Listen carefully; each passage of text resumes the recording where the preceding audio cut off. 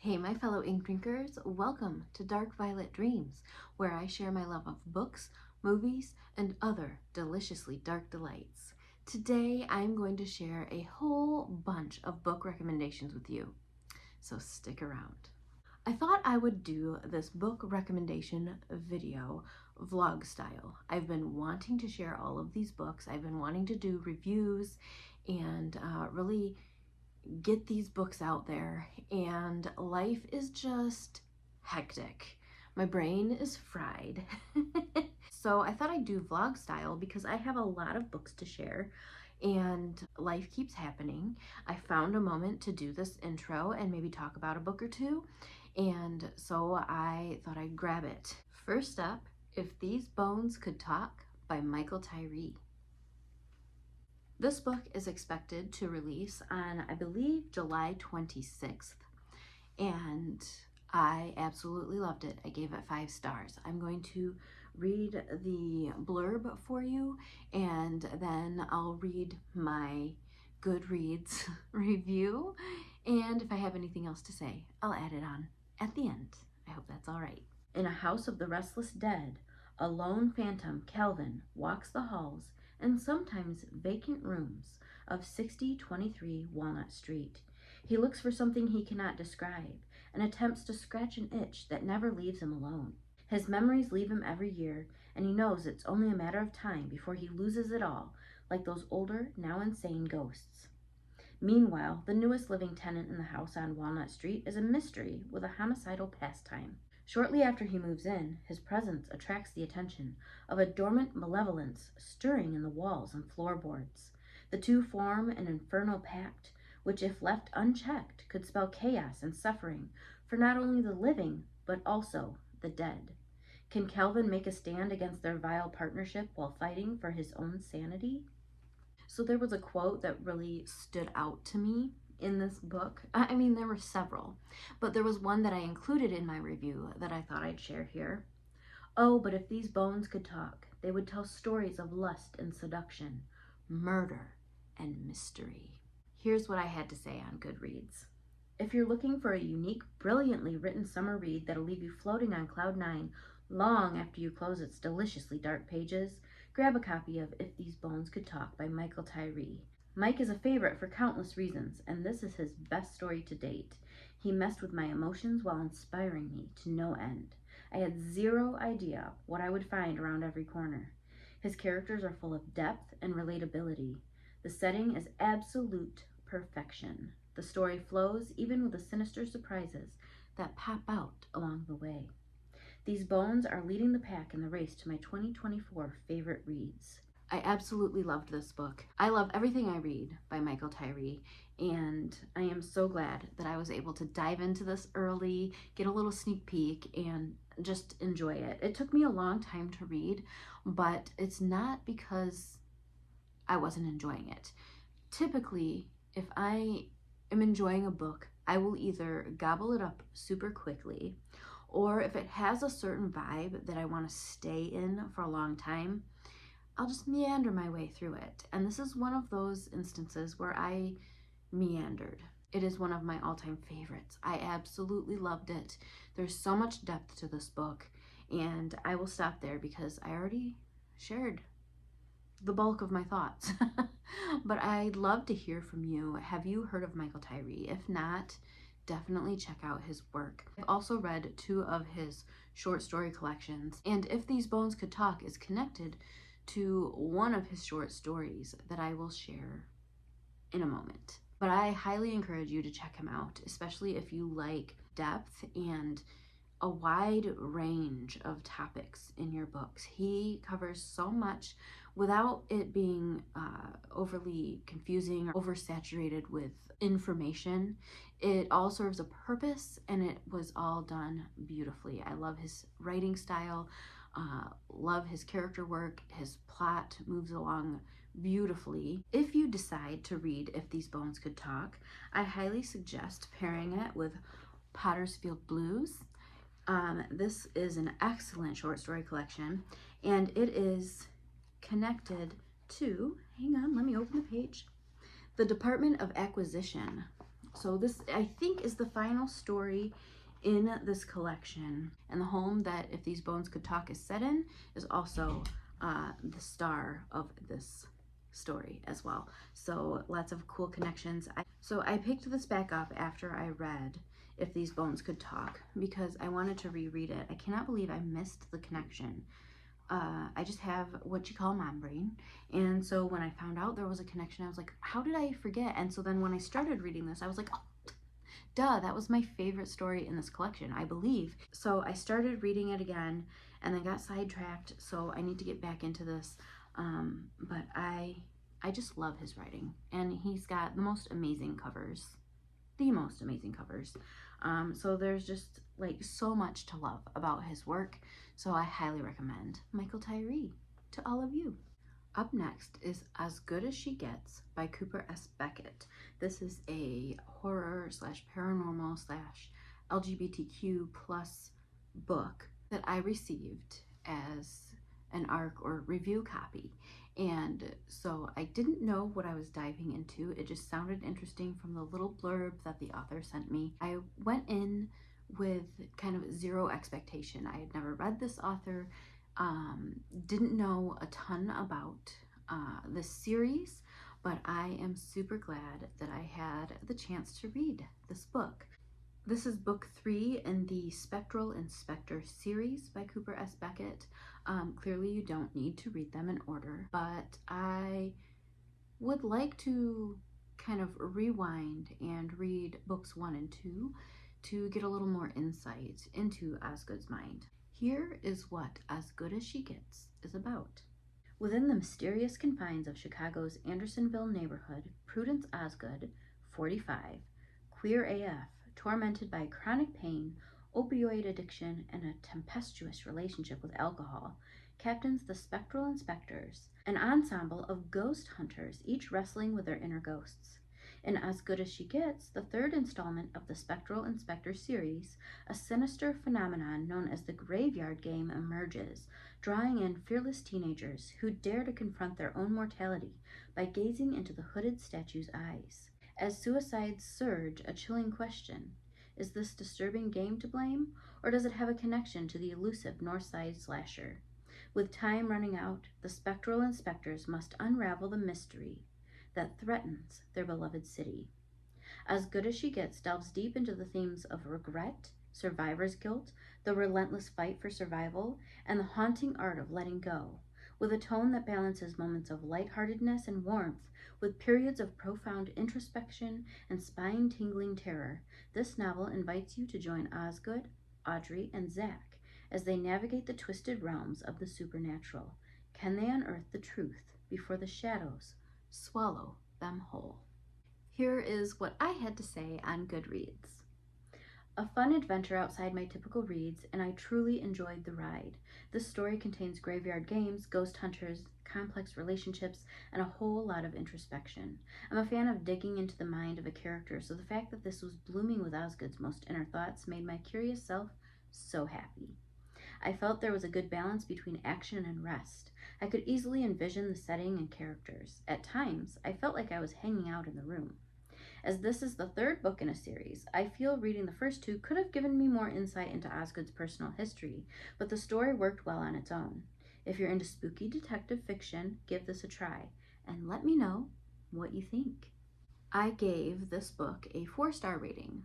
Firstly, because I feel like a little bit more history would have benefited me as the reader. It could just be personal preference. I don't feel like I missed anything important, but I'm nosy and I want to know more about how certain characters tick.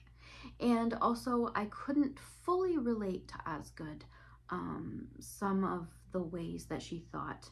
I'm definitely around her age, but I cannot relate to the types of addictions she dealt with. Overall, I really enjoyed the story, as I said.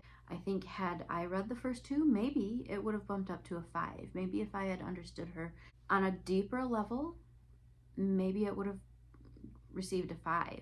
So if I go back and read those first 2 and I decide that I really understand Osgood more, maybe I'll go back and bump that up to a 5. I feel bad saying that, but at the same time, I've got to go with my heart. I've got to be honest. And that was just my experience. But overall, really enjoyed this author's style of writing, really enjoyed the experience. Like I said, it felt like I was there at times, just plopped right into the story. And I had a lot of fun with it. So if you are interested in that sort of story, I highly recommend this book for you. Next, I'd like to talk about a book written by one of my closest YouTube buddies, E.D. Lewis, called Long Buried. Long Buried, a tale of gothic horror. Home is where the heart is. At least that's what they say. Coming home can bring back memories, some good and some best left forgotten. Garrison returns home to help his mother move, but he must face the darkness he left behind before it consumes him and his childhood home. For the first time, this horrific tale is presented with its excised material restored and revised. Apparently, I'm a terrible friend, and I forgot to copy and paste my review up to Goodreads, but I did talk about this over on Instagram a little bit, and I just want to say that I enjoyed this so much. It is a short story, so I don't want to talk too much about it, because it's best to go in blind. It had good gothic, creepy, eerie vibes. It had heart, and I felt like I could hear Edie's voice throughout the story. I don't know if it's because I watch a lot of his videos, and so his voice is very familiar to me, but it'd be a lot of fun to listen to him read this aloud. So Edie, if you ever feel like doing an audiobook, I'll be the first in line to grab one. Edie is one of my favorite booktubers and has a huge heart and a great love for Gothic literature. So if you are into that sort of thing, definitely check out his channel, check out his writings as well, and tell him I said hi if you stop by. I think I forgot to say, this is a 5-star rating for me as well. It is the 4th of July, and I thought while most of my kids are off swimming, I'd sneak another review in. Now this review is for Whiskey Tears. This is the 3rd book in the Mercury Hodge yarn by E.C. Hanson, but I'm not going to share my thoughts on this particular book because I don't want to spoil the first 2 books. So what I'd like to do is read the description of the first book so you can have an idea of what this series is about, and then I'll share my thoughts, and then you can decide if this is a series for you. So the first book in the Mercury Hodge series is called Lone Wolf. Mercury Hodge wants to hang up his guns and spend the second half of his life on woodworking projects, but the county of Dingley Dell always keeps that from happening. When the local sheriff's sister-in-law goes missing, Mercury reluctantly accepts the job after he learns that his bonus is a rare bottle of whiskey. However, he soon realizes that the gig involves a baby-stealing operation that opens the door to him reflecting on his harsh upbringing. When pitted against a worthwhile adversary with a foul sense of humor named Desmond Ritter, Mercury wonders if he ever should have accepted the job in the first place. So overall, I think the first 2 books were my favorite in the series. I know that's 2 out of 3. I think the second book was my favorite actually, but I enjoyed all 3 of them. They're a lot of fun. There's humor, there's great messages within, and Mercury Hodge is such a great character. He wants what he wants, but he also knows what's right, and he loves him a good whiskey. So if you're not typically into Westerns, I encourage you to check this out anyway, because E.C. Hanson brings a more current kind of backdrop. I mean, it's Western, but respectable in ways that some Westerns aren't. So if you want to give it a try, I highly recommend this series. E.C. Hanson is one of my favorite authors. He writes a variety of books, mostly on the darker side, and I have enjoyed everything I've read from him, so you can't go wrong with E.C. Hanson. But I really enjoyed this 3rd book and wanted to put this series out there once again, and figured now is a great time to do it. Hello, I am back with more reviews. It's been a couple days since I recorded a review for this little vlog. We've been busy. We had a family gathering yesterday afternoon rather, and I ended up falling asleep on the couch for 3 hours yesterday evening. So that was fun. Introvert problems. So anyway, I've got a few more books to talk about.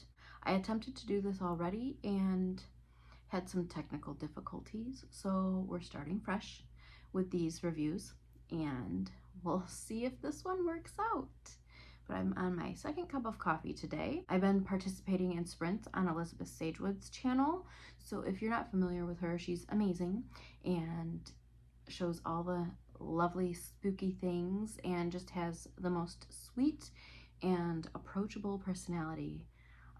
So definitely check out her channel. I'm sure if you're following me, you're already following her. She's wonderful. So let me get a sip of coffee and then we'll dive right back into these reviews.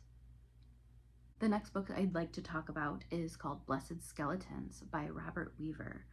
I loved this book. There's a short description and I left kind of a short review. This is not as recent a read as the others that I've been discussing in this video, but I read this during kind of my YouTube break. It was like an extended break. I wanted to put this out here so that you can check it out if it's something that interests you. Knowing the bulk of my friends here, I think you'll enjoy it. After 10 years in exile, a former judge is invited back to his hometown to help solve an occult murder committed by a killer thought to be the ghost of a hanged man. Light a candle and enter a snowy Gothic world set along the southeastern coast of England. One of the amazing things about this book is that it's not only a really cool story with amazing prose and all that wonderful goodness that you want in a book, but it has awesome illustrations. I will put the illustrator up here because I cannot pronounce names properly. I wanted to give this artist their time in the spotlight because, wow, I loved the illustrations. Here is what I had to say about Blessed Skeletons. Blessed Skeletons by Robert Weaver read like a fever dream, the highest of compliments, I assure you. Deliciously dark and atmospheric, this story offers a little something for every reader. Immaculate prose, captivating descriptions, entertaining characters, and a mysterious plotline that will entice one to keep flipping those pages. I do have my heart set on purchasing a physical copy of this book because I loved it so much that I would love to revisit it and fill it with tabs, because that's my thing now, is to tab every little line, scene, musical reference, all the things that just jump out at me in a good book, and I know this book will have tabs up the wazoo. I also intend to read the rest of Robert Weaver's library because, wow, love his writing. Speaking of tabs, I've got a book here that I can hug and cherish, and I'm super excited about it. It is my favorite book by this author. I feel like I say that every time he comes out with a new book, but you know what? He's amazing, and I am really honored to have been able to read this book and to display it on my shelves. The book is Ambrosia by Hamelin. When Travis Barnes returns home following the unexpected death of his mother, leaving his career with the 7th Naval Fleet, he hopes to begin a new chapter in life. Unbeknownst to him, a series of impossible coincidences soon draws the attention of the Bureau, a fringe government agency formed from the rubble of Projects Monarch and Stargate. But when Lola Agnew, the Bureau's genetically altered ringleader, along with her erudite headhunter Drexel Sampson, confront him with a clandestine force with powers beyond this world, Travis must face a forgotten secret from his past. His partner, Tara Fitzgerald, meanwhile, has secrets of her own, and when the couple are pushed to their limits, they must join together to overcome the darkness. Now, the beautiful thing about this book is that I think it will appeal to people beyond the horror community.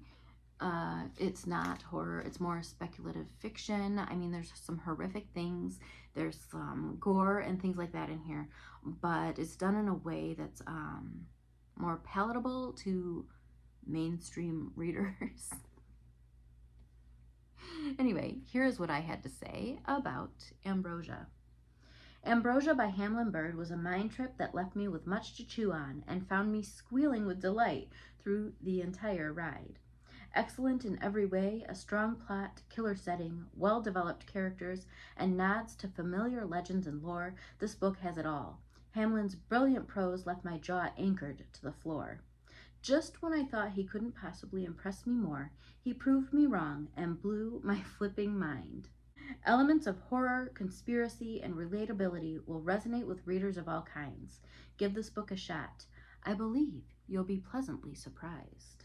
Apologies for the cheese. When I really like something, I kind of go into cheesy mode, and so that's what I did here. But absolutely loved this book. Definitely check it out. So back in the day, when I was in like my 20s, I read a lot of Nicholas Sparks. I didn't buy a lot of books. We went to the library more often, and that was kind of like what jumped out at me at the time. I didn't read as much horror, if I had read any horror at that point. I mean, besides Goosebumps or things like that. But Nicholas Sparks was kind of my go-to for a little while, for a couple years there. And so I'm very familiar with that like sweet, clean romance, and I really enjoyed it. And so I was super stoked when I found out that Billy Ray Middleton Jr. had written a kind of darker but sweet romance, and it is called The Silhouette. Excuse all the fingerprints, but I really enjoyed this. Clearly, look at the tabs. And I thought I'd read the shorter version of the blurb to you and then read my review, because I go into greater detail in the review. I just kind of went hog wild. Now, there's no spoilers or anything like that, so don't worry about that. But there is a more detailed review on Goodreads if you want to know more about the book before you dive in. But you know me, I like to go in as blind as humanly possible. So here you go. I'm going to give you the shorter version here. When all your dreams are shattered, what can put the pieces together again when you know they will only fall apart? And here's what I had to say. I've read my share of romance over the years, and there's nothing quite like throwing real-life hardships and darkness into the mix. Billy Ray Middleton Jr. did this beautifully with the perfect amount of gritty relatability and heart. There's a softness here that truly lends to the raw backdrop. Some scenes left me breathless. Anastasia is a relatable character in that she suffers from great anxiety due to traumatic events, as well as in her struggle to convey her thoughts at times. I found that she was often trapped inside her head and struggled to live in the moment. The friends she met along the way took great care in pulling her back and showing her how worthy she truly was. That being said, all the characters were well developed and offered the balance needed to create a perfectly grounded and realistic story. I'd say Billy's strength is in his character development, but there's equal power in his setting and plot. He's a well-rounded author who brilliantly pulls at the heartstrings and leaves you wanting more of the worlds and characters he creates. I truly cannot praise this book enough. It's clean, yet gut-wrenching, dark, yet hopeful. The balance is impeccable. My mind is mush, but I'm not complaining. Even if you're not big on romance, you may enjoy this story. It's heavy on friendship, found family, and healing as well. Need I go on? No, I need not. Also, check out his book, The Nicest Parts of Hell. It gave me major Walking Dead vibes, minus the zombies. But like all the things that I love about The Walking Dead, like kind of surround the zombies and aren't exactly the zombies. If you catch my drift. If you know The Walking Dead, you might know what I'm getting at. But without spoiling, that's a very like Walking Dead vibes book that I absolutely love. I go back and forth, which is my favorite, The Silhouette or The Nicest Parts of Hell. I love them for different reasons, but they've got that classic Billy voice, so they're both amazing. I guess they're on equal footing. The last book I'd like to talk about is a poetry collection. It is called Thorns of My Heart, a dark romance poetry collection by our very own D.L. Tillery. D.L. Tillery is a booktuber as well and an author tuber, and so definitely check out her channel. I'll link it below.